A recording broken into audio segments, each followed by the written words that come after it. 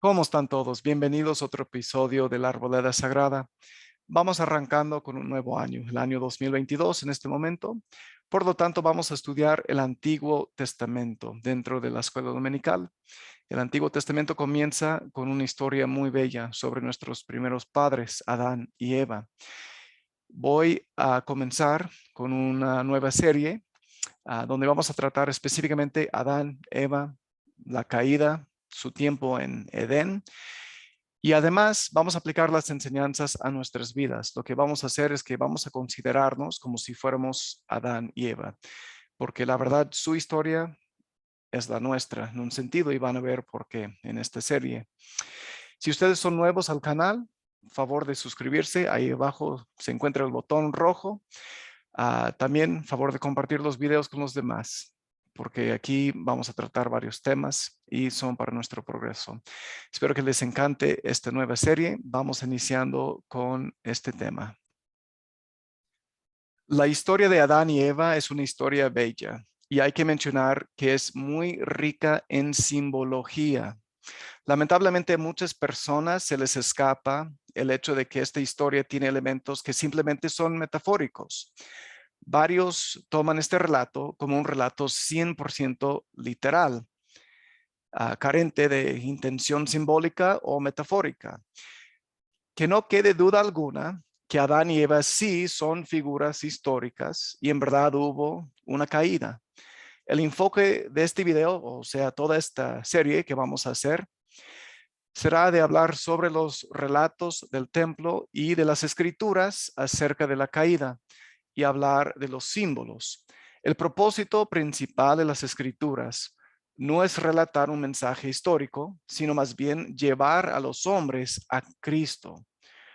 Por eso debemos, como dice Nefi, aplicar toda escritura a nosotros mismos.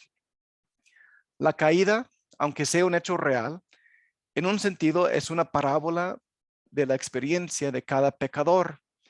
Adán es el representante de la raza humana. Con esta noción de que el relato de la caída es sobre usted y yo y nuestra caída personal de la gracia, lo que sigue en este video y los videos que seguirán con respecto a este tema es un análisis de los relatos de las escrituras acerca de la caída.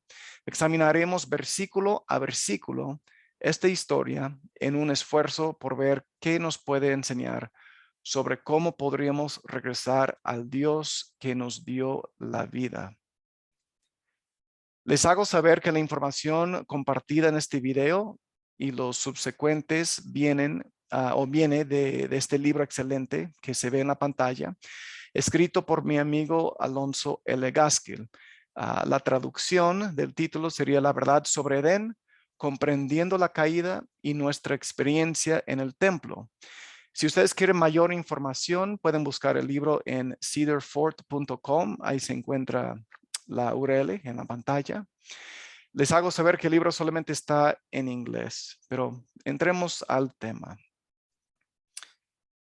Compartiré los 3 lugares en las escrituras en la pantalla donde se hablan de Adán y Eva y de los relatos de la creación, su tiempo en el jardín de Edén y la caída. Comenzaremos con estos versículos que se ven ahora mismo en la pantalla, que son Génesis 1:27, Moisés 2:27 y Moisés 6:9. Viendo las 3 fuentes, cuando las haya, puede ayudarles a ustedes en sus estudios para meterse de una manera más profunda mientras estudian estos versículos. Ahora bien, no leeré los versículos completos, así que les invito que puedan pausar brevemente el video para leerlos. De allí vamos a analizar ciertas frases específicas para llegar a un entendimiento más profundo de qué se tratan, especialmente la simbología detrás de lo escrito y qué tiene que ver con nosotros como si fuéramos Adán y Eva. Ok, esperando que ya hayan leído estos versículos, vamos a hablar sobre las frases que ahora se ven en rojo, que Adán y Eva fueron creados a imagen de Dios. Como Adán y Eva, usted y yo hemos sido creados a imagen de Dios. El presidente Spencer W. Kimball declaró en numerosas ocasiones Somos dioses en embrión. De verdad somos creaciones de Dios, sus hijos, su descendencia. Nuestro Padre Celestial resucitado nos creó a imagen de su propio cuerpo, como dice Moisés 6:9. El presente Ezra Taft Benson declaró: como descendencia de Dios, tenemos en nosotros sus atributos. Somos dioses en embrión y por lo tanto tenemos un potencial ilimitado de progreso y logro. C.S. Lewis escribió en una ocasión: es algo serio vivir en una sociedad de posibles dioses y diosas. Recordar que la persona más embrutecida y menos interesante con la que puedas hablar quizás un día sea una criatura a la cual, si la vieras ahora, te sentirías fuertemente tentado a adorar. Desarrollar este potencial, esta divina comisión, es nuestro mayor afán y desafío. No es apropiado preguntarnos si en lo que decimos y hacemos otros pueden ver en nosotros un gran parecido con nuestro Padre. Y al igual que los peces, las aves y los animales eran según su especie, como vemos en Génesis 1 a 6 o Moisés capítulo 2, etc. A nosotros seamos también llamados a ser según nuestra especie, es decir, ser como Dios y Cristo. Ahora hablaremos sobre la frase les dio a ellos el nombre de Adán. Aquí se hace evidente que el nombre Adán no siempre es el nombre personal o nombre de una persona.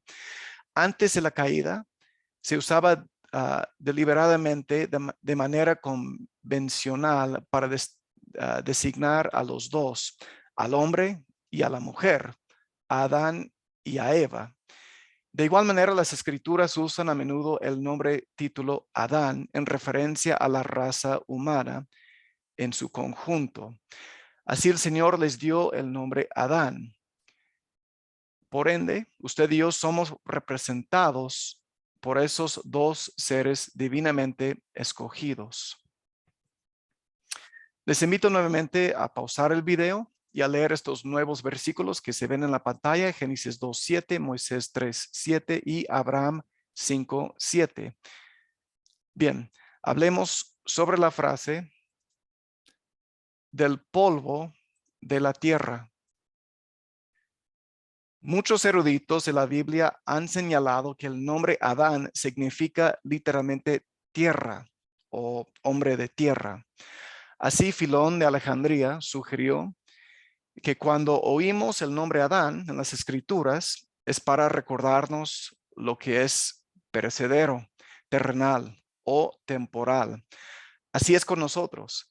Cada uno somos llamados apropiadamente Adán porque somos terrenales y perecederos. Fuimos creados del polvo y nuestros cuerpos mortales volverán al polvo algún día. Se puede ver eso en Génesis 3:19. Además, puesto que la tierra es un símbolo estándar para las cosas que son temporales, mundanales o temporales por naturaleza, es posible que esta descripción figurada del origen del hombre sirva para destacar tanto nuestra naturaleza carnal o mundana como la naturaleza temporal de nuestra experiencia mortal. Ahora hablaremos sobre la frase alma viviente. La colocación de nuestros espíritus en nuestro tabernáculo es lo que nos da vida mortal, pero incluso como mortales no somos sino polvo. De hecho, menos que el polvo de la tierra. Podemos ver eso en Mosía 4:2, también en Amán capítulo 12, versículo 7. Es la recepción del Espíritu Santo la que nos hace más completamente, entre comillas, vivos. Tener este Espíritu soplado en nuestras vidas nos hace vivir en Cristo, como menciona Nefi en 2 Nefi 25:25. De este modo, un escritor cristiano del siglo III escribió: el hombre fue creado de sustancias distintas y opuestas, es decir, polvo y espíritu, Y estas dos cosas contienden una con otra en el hombre. De modo que si el espíritu del hombre, que tiene su origen en Dios, obtiene el dominio, es inmortal y vive en luz perpetua. Si por otra parte el cuerpo domina al espíritu y lo somete a su dominio, está en oscuridad y muerte eterna, y lo someterá a un castigo eterno. Ese es el final de la cita. Ahora hablaremos sobre un concepto de la creación que aquí he puesto al pie de la pantalla. Ojo que no es una frase directa de las Escrituras. El concepto de que después de ser colocado en Edén, se dice que Adán era como un niño pequeño. Adán y Eva no eran como niños en su intelecto o entendimiento, ni durante su tiempo en Edén, ni después de la caída. Para que puedan ustedes hacer su propio análisis sobre este punto, aquí dejo algunas referencias en la pantalla. Vuelvo a repetir, Adán y Eva no eran como niños en su intelecto o entendimiento, ni durante su tiempo en Edén, ni después de la caída. No obstante, eran como niños en su pureza, humildad, rectitud y cercanía al Padre. Usted y yo, por otro lado, somos apropiadamente representados con la frase habiendo llegado a ser como un niño.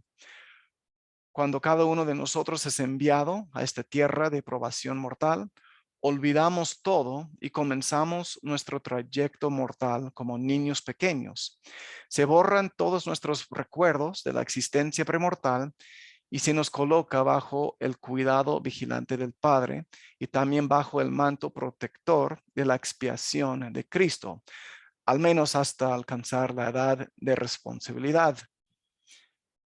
Así, la creación de Adán es verdaderamente un anuncio de nuestra creación y del estado de inocencia en el que entramos a este mundo. Les invito de nuevo a pausar el video y a leer estos nuevos versículos que se ven, Génesis 2, 8 al 9, Moisés 3, 8 al 9 y Abraham 5, 8 al 9. Ahora hablaremos sobre la frase hacia el oriente en Edén. En tiempos antiguos, la dirección del oriente representaba normalmente la morada o la presencia de Dios. Así, lo que venía del este se percibía como procedente de Dios. Aquí aprendemos que Edén estaba al este, o en otras palabras, en la presencia de Dios. Por tanto, Adán y Eva caminaban con él, le hablaban y eran instruidos por el Padre mientras estuvieron allí. Edén funcionaba como un templo para nuestros primeros padres. Para nosotros, el templo es Edén y es la morada terrenal de Dios. Es un lugar de comunión para quienes sean dignos de entrar. Y como Edén para Adán y Eva, el templo para nosotros puede funcionar como un refugio del mundo triste y solitario, así como una escuela donde se nos enseña la voluntad del Señor. Ahora hablaremos sobre la frase en medio del jardín. Cada uno de los relatos indica, como se ve ahí, que en el centro de Edén se encontraba el árbol de la vida y el árbol de la ciencia del bien y del mal, destacando el hecho de que el bien y el mal están siempre presentes ante nosotros durante esta probación mortal. Necesitamos la oposición proporcionada por el árbol de la ciencia del bien y del mal o el principio del albedrío, o el principio del albedrío no podría funcionar por completo y usted y yo no podríamos crecer como Dios pretendía.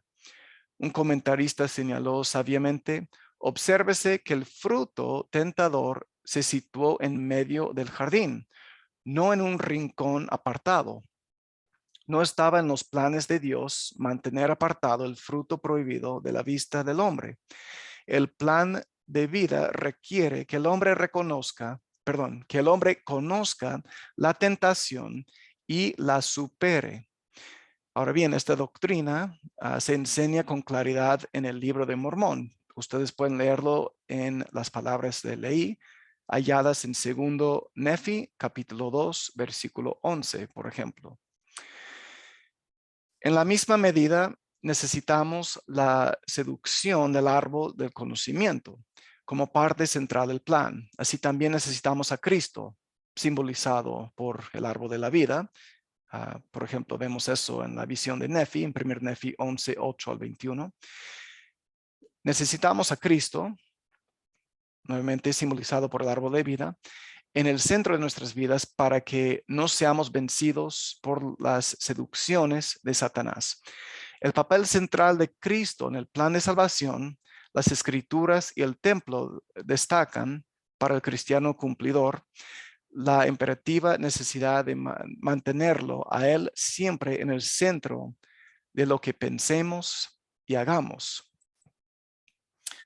Ahora veamos algo sobre el árbol de la vida y el de la ciencia del bien y del mal. Edén tenía muchos árboles.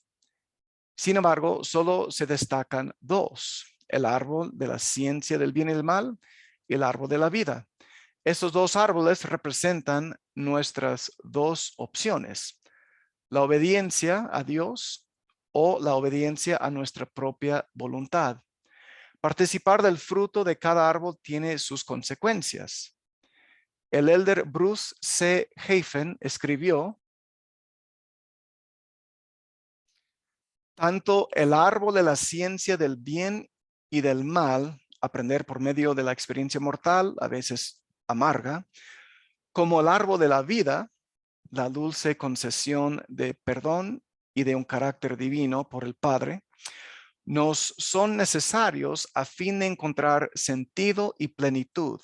Ningún árbol o ninguna fuerza por sí solo es suficiente a menos que sea completado por el otro. En el principio, el Señor Dios enseñó esta visión de la naturaleza y propósito de la vida de Adán y a Eva. Para simbolizar estas enseñanzas, colocó dos árboles en el jardín de Edén: el árbol de la ciencia del bien y del mal y el árbol de la vida. El fruto del primero parecía deseable, pero se volvía amargo a medida que conducía al conocimiento del bien y del mal. El segundo era dulce y conducía a la plenitud de una vida como la de Dios. Nosotros, como Adán y Eva, probamos el fruto amargo del primer árbol para poder conocer cómo apreciar el dulce fruto del segundo.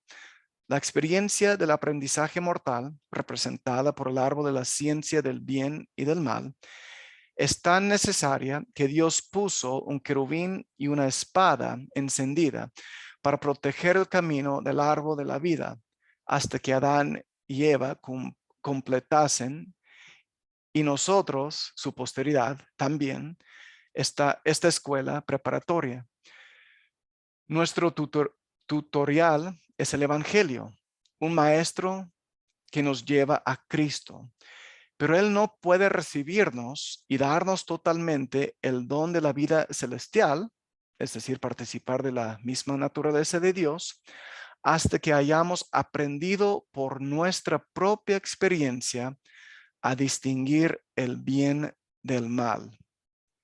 Esa excelente cita viene del elder Hafen, que era de los 70, de su libro The Broken Heart, digamos el corazón, podría ser contrito, okay, o el corazón roto. Las páginas 29 y 30. Les invito nuevamente a pausar el video y a leer estos nuevos versículos que son de Génesis 1:28, Moisés 2:28 y Abraham 4:28. Hablemos ahora sobre la frase multiplicaos y henchid la tierra. Vivimos en un tiempo en que la sociedad moderna considera estas palabras antiguas e irrelevantes. De hecho, paradójicamente, los que reducen sus familias por razones egoístas, entre ellas principalmente las carreras profesionales y el dinero, alegan a quienes son obedientes a este mandamiento son los egoístas. Se oyen gritos de sobrepoblación y agotamiento de los recursos, aunque numerosos países en realidad tienen una tasa de crecimiento cero o negativo. Contrario al razonamiento del hombre, ¿qué dice el Señor? El Señor ha declarado en Doctrina y Convenios 104, 16 al 18, pero es preciso que se haga a mi propia manera. Y aquí, esta es la forma en que yo, el Señor, he decretado abastecer a mis santos, para que los pobres sean exaltados, de modo que los ricos sean humildes. Porque la tierra está llena y hay suficiente y de sobra. Sí, yo preparé todas las cosas y he concedido a los hijos de los hombres que sean sus propios agentes. De manera que si alguno toma de la abundancia que he creado y no reparte su porción a los pobres y a los necesitados, conforme a la ley de mi evangelio, en el infierno alzará los ojos con los malvados, estando en tormento.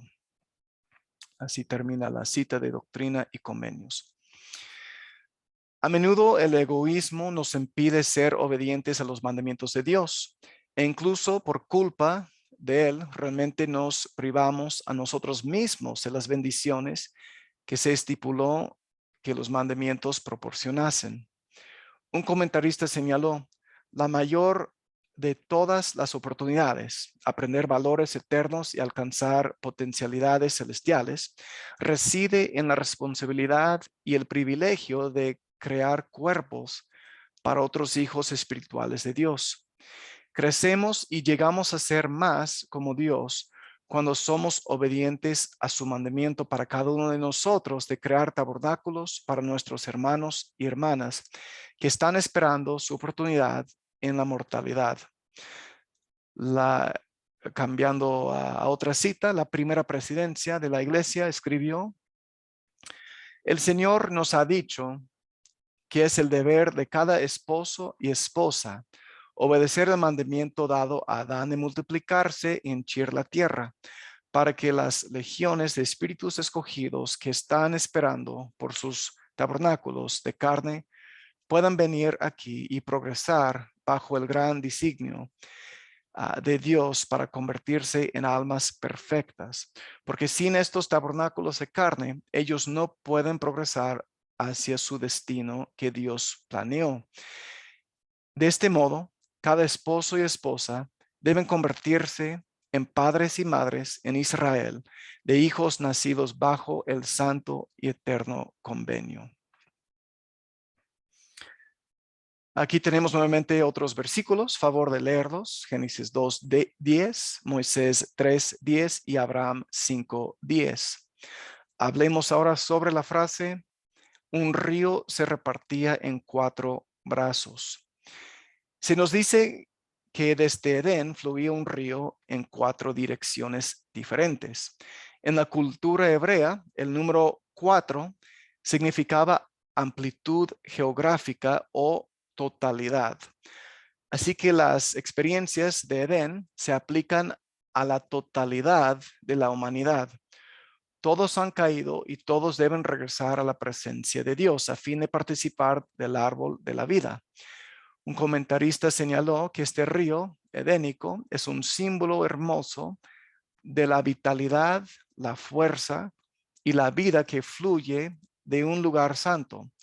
Por consiguiente, si nos encontramos en un lugar santo, por ejemplo, en el templo, la iglesia, en casa, las estacas, finalmente Sión, también nosotros disfrutaremos de vitalidad, fuerza y vida espirituales.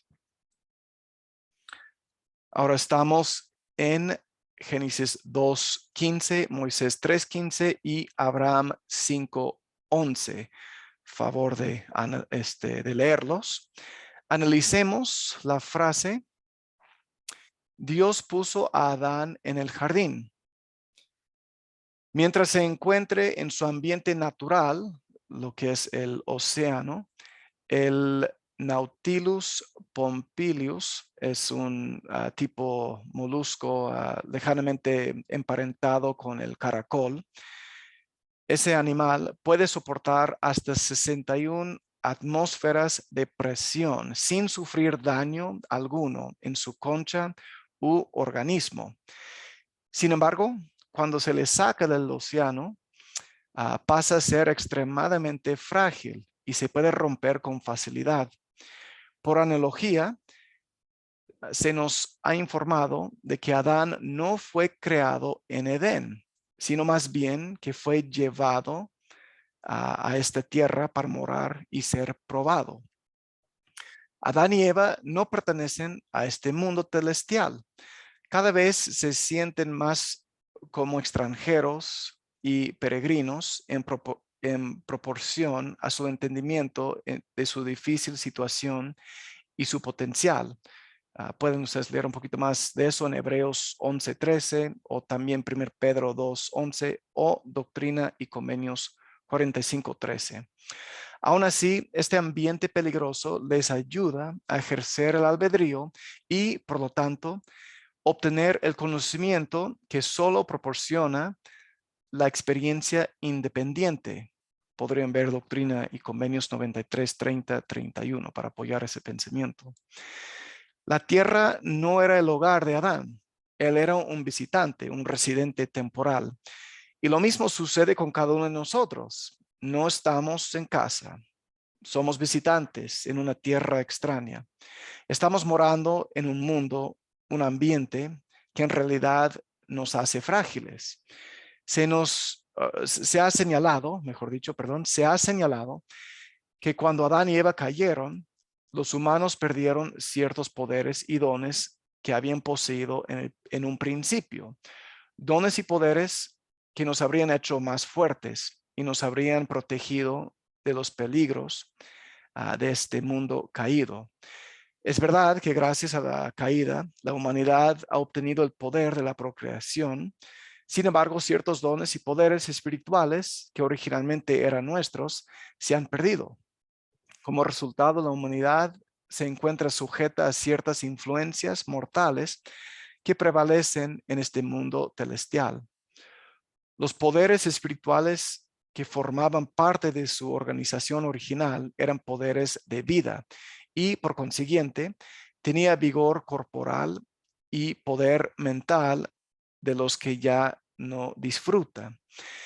Como ser físico espiritual, fue organizado para permanecer para siempre, pero ahora no tiene poder en el sentido máximo sobre la muerte y sus influencias degenerativas, y en ocasiones la enfermedad lo reduce a un estado de sufrimiento y dolor. Creo que hemos visto bastante de eso en estos tiempos que hemos padecido bastante y sufrido bastante por lo del COVID. Mientras el hombre vivía en la presencia de Dios, tenía acceso a los poderes y atributos espirituales que constituyen la gloria de Dios. Por este motivo, probablemente tenía la capacidad de ver como Moisés vio mientras estaba en la montaña y de aprender como otros profetas han aprendido cuando fueron vivificados por la gloria de Dios. Pero como un ser temporal, el hombre está enormemente limitado a la habilidad de aprender solo por medio de sus sentidos físicos, a menos que tenga o adquiera fe para obtener las revelaciones del Santo Espíritu. Un autor sud señaló que a Adán y a Eva, acostumbrados a morar en luz, este mundo mortal debió de haberles parecido un lugar espantoso y oscuro. Así nos sucede a nosotros. Ahora veremos la frase lo labrase y lo guardase. Pueden percibirse algunos mensajes en el mandamiento de Dios a Adán de labrar y guardar el jardín. Un comentarista sugirió que esto significa que nadie es enviado a la tierra para estar ocioso. Además, también podría sugerir que el trabajo secular puede ser compatible con una vida espiritual, porque claramente el pasaje indica que las ocupaciones de granjero agricultor u horticultor son antiguas y honorables. Un individuo puede encontrar verdadero placer en cualquier trabajo al que Dios lo llame.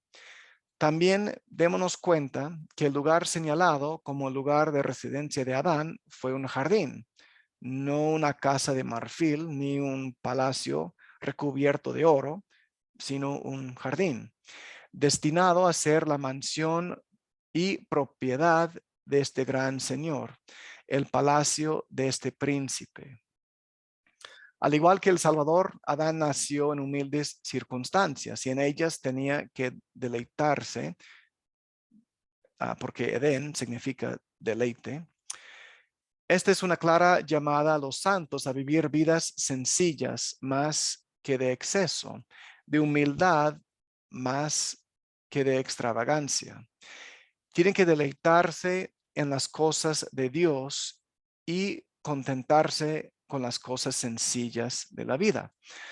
Algunos eruditos del hebreo han señalado que las palabras traducidas en la versión Reina Valera como labrar y guardar también podrían traducirse como adorar y obedecer. Bien interesante, ¿no? Adorar y obedecer. Ya que una de las consecuencias de la caída fue tener que labrar y cuidar la tierra, esta traducción alternativa tiene más sentido. Por consiguiente, leemos: labrar y guardar el jardín significa creer en Dios y guardar los mandamientos. Significa cultivar las virtudes que Dios ha mandado y decidir no abandonarlas nunca. Un texto cristiano del siglo V declara: labrar la tierra, guardar los mandamientos de Dios y fidelidad a esos mandamientos era la labor de Dios. Trabajar era guardar las palabras espirituales. El texto dice trabajar, es decir, labrar, y guardarla. ¿De qué? No había ladrones, viajeros o gente con malas intenciones. ¿Guardarla de qué? De sí mismo. No perderla por transgredir el mandamiento. Usted y yo hemos sido enviados aquí por el mismo propósito: ver si labraremos y guardaremos o adoraremos y obedeceremos. Debemos ser cuidadosos de no perder las bendiciones a través de nuestras transgresiones que Dios tiene reservadas para nosotros. Finalmente, también somos mayordomos de esta tierra, una mayordomía de la cual que tendremos que rendir cuentas ante Dios algún día. Por el momento, mis queridos hermanos, vamos a parar este tema. Terminaremos aquí. Les invito a que continúen viendo este tema en la parte 2 de esta serie de la verdad sobre Edén y una explicación de Edén, la caída y nosotros como Adán y Eva. ¿Qué piensan ustedes sobre lo que les he compartido aquí en este video, esta primera parte? Dejen sus comentarios, por favor, en la sección que está abajo. Compartan el video, porque seguramente habrá bastantes cosas que están por venir que les van a encantar. Se lo prometo. Compartan el video para que los demás puedan aprender junto con nosotros, ¿verdad? Y aprender un poquito más sobre Adán y Eva, que su historia en verdad es la nuestra. Espero de corazón que aquí en este canal, La Arboleda Sagrada, ustedes hayan encontrado su lugar especial para aprender más sobre el Evangelio de Jesucristo. Nos veremos para la próxima, el siguiente video, aquí en La Arboleda Sagrada. Cuídense, mis queridos hermanos. Gracias por todo el apoyo. Les deseo lo mejor. Les mando un abrazo muy fuerte y nos veremos en el próximo video. Chao.